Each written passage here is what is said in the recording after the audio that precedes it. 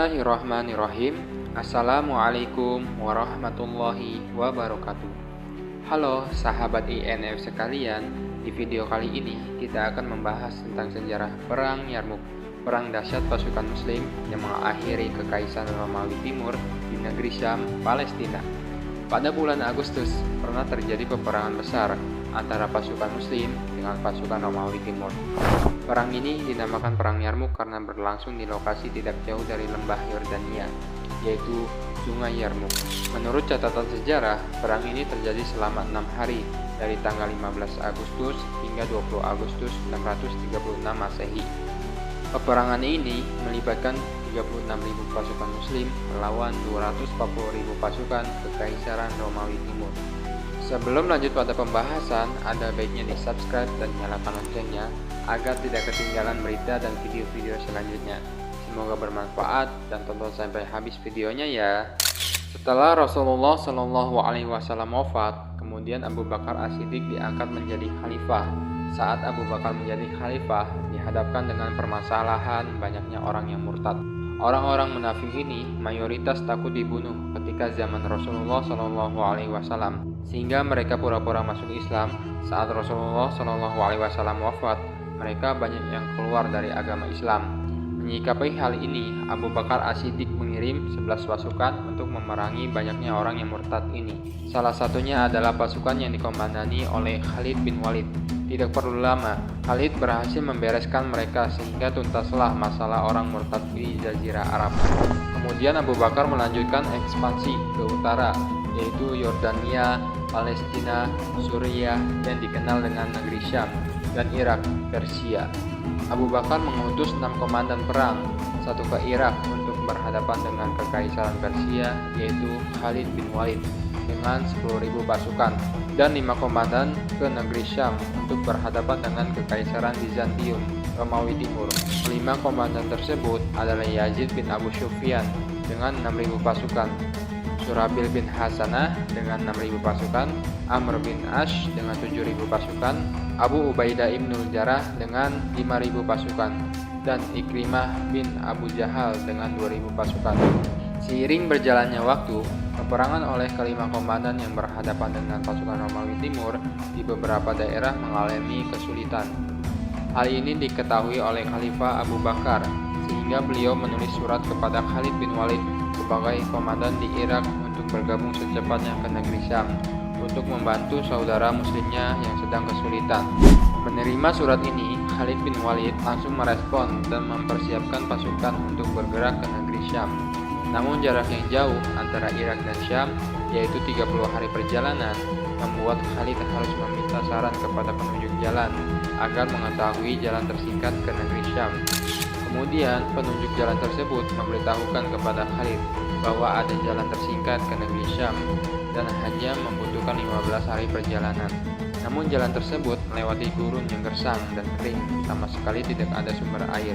Beliau juga memberitahukan bahwa di perjalanan nanti hanya ada satu pohon kurma sebagai patokan perjalanan. Setelah melalui pertimbangan, akhirnya beliau mengambil saran dari penunjuk jalan untuk melalui jalan yang gersang dan kering tersebut agar sampai lebih cepat.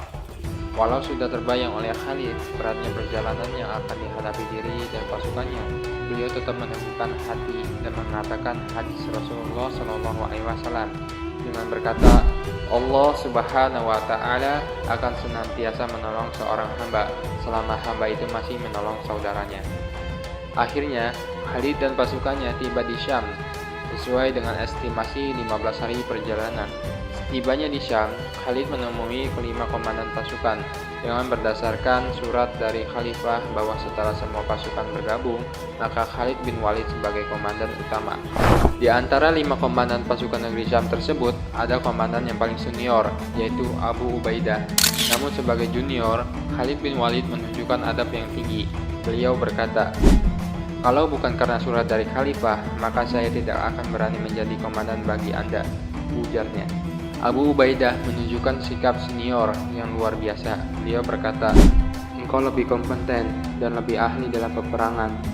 Engkau memang lebih pantas daripada saya," ujarnya. Bahkan ketika sesaat sebelum perang Yarmuk dimulai, datang kembali surat dari Madinah yang dikeluarkan oleh Khalifah Umar bin Khattab yang menunjuk Abu Ubaidah menjadi komandan utama menggantikan Khalid bin Walid.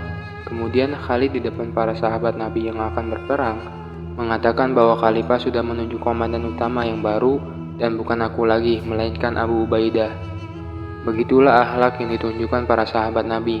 Mereka tawadu dan saling menyayangi satu sama lain. Tidak ada yang merasa lebih berkuasa satu sama lain, apalagi menzolimi saudaranya dengan jabatan yang dimiliki. Ketika awalnya Khalid bin Walid ditugaskan Khalifah Abu Bakar sebagai komandan utama, beliau merencanakan strategi untuk membagi 36.000 pasukan kaum muslimin menjadi pasukan sayap kanan, tengah, dan sayap kiri yang masing-masing dipimpin seorang komandan dari sahabat Nabi. Kemudian dari masing-masing sayap tersebut dibentuk lagi pasukan-pasukan kecil yang terdiri dari 1.000 orang dan dipimpin oleh seorang komandan. Hal ini dilakukan Khalid karena ia paham betul bahwa pasukan Romawi terdiri atas pasukan kavaleri, pasukan yang menggunakan kendaraan, dan pasukan infanteri, pasukan yang berjalan kaki. Oleh karenanya, ia membentuk pasukan kecil agar jarak antara pasukan kavaleri dan infanteri Romawi terpisah jauh dengan masuk ke tengah antara pasukan kavaleri dan infanteri, sehingga pasukan muslim bisa menyerang dari depan dan belakang. Saat Khalifah Umar mengganti komandan utama dari Khalid bin Walid ke Abu Ubaidah, strategi ini tetap dipakai Abu Ubaidah. Kemudian dimulailah perang Yarmuk. Pasukan muslim sesuai instruksi Khalid bahwa di awal berperang dengan kekuatan kecil lebih dahulu dan cenderung bertahan sehingga pasukan Romawi merasa menang dan terlena. Ketika pasukan Romawi terlena, baru pasukan muslim menyerang dengan kekuatan penuh. Dengan strategi ini berhasil membuat pasukan Romawi kesulitan karena setelah berlalu 3 hari, pasukan muslim masih bisa menahan serangan mereka yang secara jumlah sangat sedikit. Kemudian di malam hari, masih dalam keadaan perang, datanglah salah seorang jenderal pasukan Romawi yang bernama Mahan ke basis pasukan muslim. Tujuan dari kedatangan Mahan adalah bertemu dengan Khalid bin Walid agar bersedia mengakhiri peperangan dan Romawi akan memberikan 10 dinar untuk setiap orang. Dan tahun depan Romawi akan beri lagi 10 dinar per orang. Namun Khalid menjawab tawaran itu dengan berkata, "Tidak Mahan, kami datang ke sini bukan karena itu. Kami datang ke sini, wahai jenderal, wallahi, kami adalah bangsa peminum darah dan kami mendengar bahwa darah orang Romawi adalah darah terlezat di muka bumi. Maka kami datangkan kepada kalian kaum yang mencintai kematian," ujarnya. Kemudian dengan rasa takut, Mahan kembali ke pasukannya dan bertemu dengan panglima pasukan Romawi yang bernama Georgia. Karena Georgia penasaran dengan apa yang dikatakan Mahan, maka beliau sendiri pergi ke basis pasukan muslim untuk bertemu Khalid. Setelah terjadi dialog dan Khalid menjawab pertanyaan Georgia tentang Islam, akhirnya panglima pasukan Romawi itu masuk Islam. Dan keesokan harinya berada dalam barisan pasukan muslim, dan qadarullah Georgia meninggal dalam pertempuran tersebut. Akhirnya pasukan muslimin berhasil mendesak pasukan Romawi hingga masuk di antara pasukan kavaleri dan infanteri serta membunuh 100.000 pasukan Romawi.